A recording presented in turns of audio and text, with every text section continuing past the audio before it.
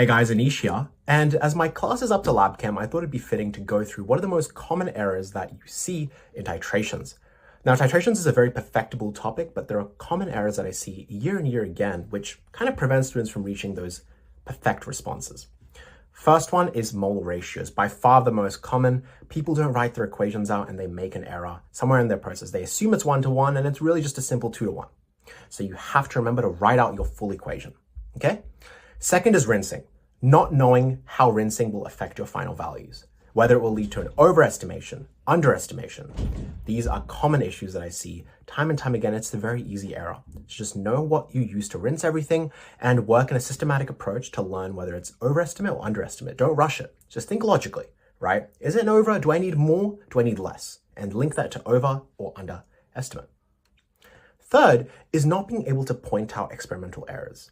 A lot of titration questions are kind of embedded in an experimental design style question, where they can often ask you, what's an error that the student made? Now, students are usually not able to pick out the very easiest ones. And some of these errors are usually experimental, like rinsing errors, right? Not even being able to point out the rinsing errors.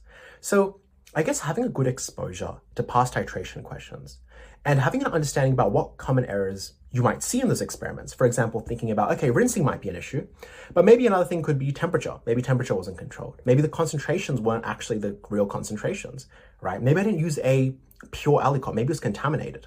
All of these things are really, really nice to have in the back of your head, and they can help you solve these questions. The fourth thing that I see is not understanding argument between a titrant versus alicot. Titrant is the thing that you know the concentration of, and alicot is what you're trying to deduce the concentration of.